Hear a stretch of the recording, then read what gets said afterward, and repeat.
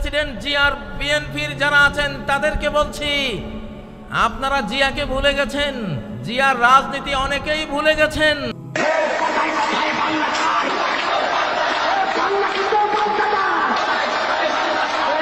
যদি বিএনপি হতে চান, জিয়ার ভাঙ্গা সুটকেস আপনাদের হাতে দেখতে চাই। যদি বিএনপি হতে চান, তাহলে আপনাদের বাড়িতে আলু ভর্তা আর ডাল ভাত খাওয়ার রেওয়াজ আমরা দেখতে চাই। যদি বিএনপি হতে চান, ছেঁড়া গেঞ্জি আপনাদের গায়ে আমরা দেখতে চাই। যদি বিএনপি হতে চান, তাহলে 7ই নভেম্বর জাতীয় সংহতি দিবস, জয় বাংলা স্রোতের, জয় বাংলার নাফাক স্লোগানে 71 থেকে 75 পর্যন্ত নারায়ে তাকবীর স্লোগান বন্ধ হয়ে গিয়েছিল। নারায়ে তাকবীর স্লোগান বাংলার আকাশে বাতাসে ধ্বনিত হতে পারেনি, কারণ জয় বাংলা হলো ভারতের স্লোগান। বাংলা বললে বাংলাদেশ বুঝায় না, বাংলা বললে বাংলাদেশ বুঝায় না, এটার ভিতরে ভারতও ঢুকে যায়, ঠিক নয় কি? পশ্চিম বাংলাকে ভিতরে আনার জন্য এবং পশ্চিম বাংলার টানে পূর্ব বাংলা অর্থাৎ বাংলাদেশ দখলের জন্য স্লোগান তৈরি করা হয়েছিল জয় বাংলা। সেই জয় বাংলা একটা শিরিকি স্লোগান। আমার লক্ষ্মীপুর জেলার বশিকপুর গ্রামের 12 বছরের ছেলে, লালবাগ মাদ্রাসার ছাত্র মৌলানা আব্দুল জব্বার সাহেবের ছেলে, ছোট্ট শিশু, মুক্তিবাহিনী, ওই সময়ের কিছু মুক্তিবাহিনী যারা ভারতের দালালি করত, সবাই না, সবার কথা বলছি না, ওই দালালগুলো বলল, এই ছেলে এইদিকে আয়, জয় বাংলা স্লোগান দেশে বলল আমি দেব না। এটা শিরিক। কেন শিরিক? উহুদ যুদ্ধের সময় আবু সুফিয়ান নবীজির আর সাহাবীদের আপাত পরাজয় দেখে বলছিল উলু হুবাল, আয় জয় হুবাল। উলু হুবাল মানে কি? হুবাল তাদের মূর্তি, আর উলু মানে জয়, জয় হুবাল। এই জয় কথাটা উলুর বাংলা। উলু, ওরা উলু দেয় না, উলু দেয় না, উলু থেকে উলু দেয়, ওটা মূর্তি পূজা।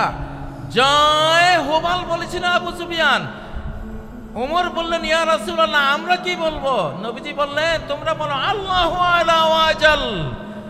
তো সেই উলু হুবালেরই অনুবাদ করে জয়, জয়ের সাথে যুক্ত হলো বাংলা জয় বাংলা, একটা শিরকি স্লোগান, ঠিক নয় কি?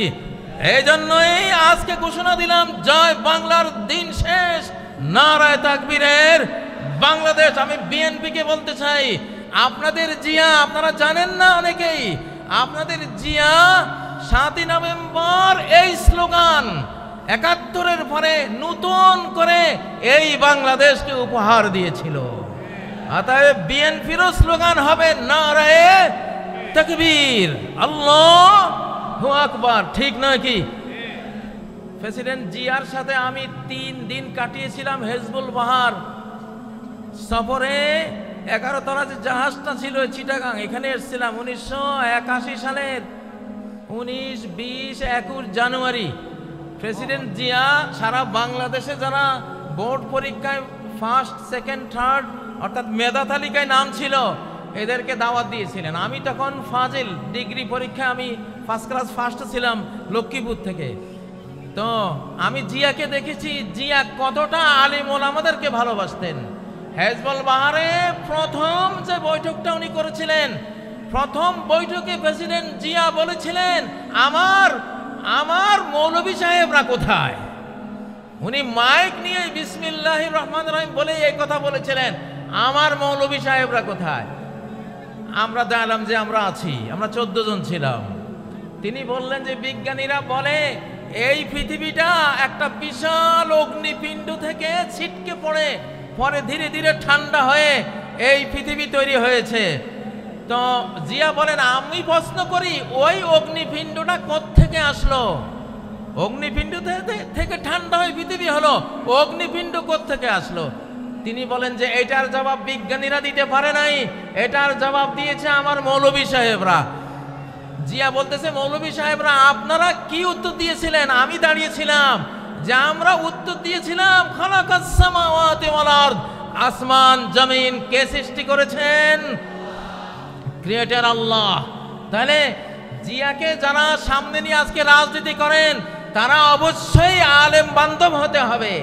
ইসলামী রাজনীতি এই দেশে স্বাধীনতার পরে 5 বছর বন্ধ ছিল, জিয়া এটাকে চালু করেছে। আল্লাহ জিয়াকে রহমত করুন, আমরা দোয়া করি। যারা বিএনপি করবেন, জামাতের সাথে আপনাদের শত্রুতা চলবে না। যারা বিএনপি করবেন, হেফাজতের সাথে আপনাদের শত্রুতা চলবে না। আমরা দেখছি,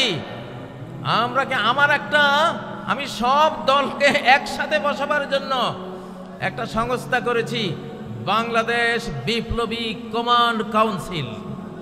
বলো, বাংলাদেশ বিপ্লবী কমান্ড কাউন্সিল। আমি ওখানে বিএনপিকে বসাতে চাই, জামাতকে বসাতে চাই, হেফাজতকে বসাতে চাই, আরো চরমনায় আছে তাদের, যারা যারা রাজনীতি করেন সবাইকে বসাবো। তারা নিজ নিজ দল নিয়ে তারা সব কাজ করবে, বাট জাতীয় ইস্যুগুলিতে স্বাধীনতা রক্ষা, অখণ্ডতা রক্ষা, নিরাপত্তা রক্ষার প্রশ্নে সকল দলকে এক জায়গায় বসিয়ে প্রয়োজনে মৃত্যু সৈনিক তৈরি করার ঘোষণা দেব ইনশাআল্লাহ। ডেথ ফোর্স বানাবো, এবার আবু সাইদ ফোর্স বানানো হবে ইনশাআল্লাহ। নারায়ে তাকবীর। আজকের এই জনসমুদ্রকে বলছি, ইনশাআল্লাহ আগামী বাংলাদেশ বিশ্বের 1 নম্বর একটা দেশ আমরা বানাতে চাই। সেই জন্য আমাদের 2টা বিপ্লব লাগবে। কয়টা? একটা হলো ফুড রেভলিউশন, খাদ্য বিপ্লব। একটা কি? খাদ্য বিপ্লব। আর আরেকটা কি? নিরাপত্তা বিপ্লব, সেফটি রেভলিউশন। আল্লাহ তাআলা বিশ্ব রাজনীতি সূরা কুরাইশের একটা আয়াতে শেষ করে দিয়েছেন। একটা আয়াত, আল্লাযী আত'আমাহুম মিন জু' ওয়া আমানাহুম মিন খাউফ, যে আল্লাহ ক্ষুধার সময় খাদ্য যোগান আর ভয়ের সময় নিরাপত্তা যোগান। সরকারের 2টাই কাজ, জনগণকে খাবার দেয়া, জনগণকে নিরাপত্তা দেয়া। বঙ্গবন্ধু খাবারও দিতে পারে নাই, নিরাপত্তাও দিতে পারে নাই, এই জন্য ইতিহাসের করুণ পরিণতিতে চলে গেছে, ঠিক নয় কি? আর যেই সরকার 17 বছর নির্যাতন করেছে তারা কিছুটা খাবার দিতে পেরেছিল, কিন্তু নিরাপত্তা মোটেও দিতে পারে নাই, এই জন্য তারাও বিদায় হয়েছে। আমরা এই সরকারের কাছে আমাদের দাবি, আজকে যে আমাদের পঞ্চমুখ হয়েছে, মুখ খুলে আমরা হৃদয় উজাড় করে দিয়ে কথা বলতে পারছি, স্লোগান তুলতে পারছি, আমরা মাহফিল করতে পারছি, আমরা ঘরে ঘরে নিরাপদে ঘুমাতে পারছি, আমরা আমাদের স্ত্রী বউ বেটে নিয়ে নিরাপদে ঘুরতে পারছি, আমরা এই দেশে ব্যবসা বাণিজ্য, বিদ্যালয়, আমাদের যত যত সামাজিক কাজকর্ম আছে সব নিরাপদে করতে পারছি। আমাদের এই নিরাপত্তা যতদিন অক্ষুণ্ণ থাকবে, সরকারও অক্ষুণ্ণ থাকবে ইনশাআল্লাহ। আমাদের জনগণের পেটে খাবার চাই, দ্রব্যমূল্যের ঊর্ধ্বগতি টেনে ধরতে হবে। বাংলাদেশের প্রতি ইঞ্চি ভূমিকে আমরা ফসলি জমিতে পরিণত করতে চাই ইনশাআল্লাহ। আল্লাযী আত'আমাহুম মিন জু', যে আল্লাহ ক্ষুধার সময় খাবার জুগিয়েছেন, সে আল্লাহর ইবাদত করি, ঠিক না? তাহলে যেই সরকার আমাদের ক্ষুধায় খাবার জোগাবার ভূমিকা পালন করবে, আমরা সেই সরকারের পাশে থাকবো ইনশাআল্লাহ, ঠিক না? ও ভাইয়েরা, যে সরকার নিরাপত্তার কাজ করবে আমরা তাদের সাথে থাকব। তবে আমাদের এই সরকার অধিকাংশ বড়দের সরকার, অধিকাংশ কি বড়দের সরকার। জোয়ান 2টা পোলা ছিল, নাহিদ আর আসিফ, ওদের মন্ত্রণালয় পুড়ে দিয়েছে। এটা একটা ষড়যন্ত্র, কোনো সন্দেহ নাই। এই জন্য সকল ষড়যন্ত্রের জন্য আমরা প্রত্যেকে আজ বাংলাদেশের এক একজন সৈনিক ইনশাআল্লাহ। আমরা প্রত্যেকে বাংলাদেশের সৈনিক। গতকাল এক ওয়াজ মাহফিলে বলেছিলাম, কোরআন আর লোহা একসাথে থাকে। নবীজির কোরআনও ছিল, লোহাও ছিল। লোহা মানি তলোয়ার, লোহা মানি বল্লম, লোহা মানি তীর, লোহা মানি লোহার বর্ম, লোহা মানি হেলমেট, লোহা মানি ঢাল। নবীজির কোরআনও ছিল, লোহাও ছিল, সাহাবীদের কোরআনও ছিল, লোহাও ছিল। এই জন্য তারা কোরআন দিয়ে হেদায়েত করেছে, যে হেদায়েত কবুল করেনি লোহা দিয়ে তাকে ঠান্ডা করে দিয়েছে। ঠিক নয় কি? এখন আমাদের অবস্থা কি? সরকারের কাছে লোহা আছে, কোরআন নাই। আলেম ওলামা পাবলিকের কাছে কোরআন আছে, লোহা নাই। আমরা দুইটার সমন্বয় করব ইনশাআল্লাহ। আমরা কি করব? দুইটার সমন্বয় করব। সরকারকে দাবি তুলছি, সরকার আমাদেরকে ট্রেনিং দিবে, অস্ত্র দিবে, লোহা দেবে। আমাদের কোরআন আছে, আমাদের লোহা চাই। সরকারের লোহা আছে, সরকারের কোরআন চাই।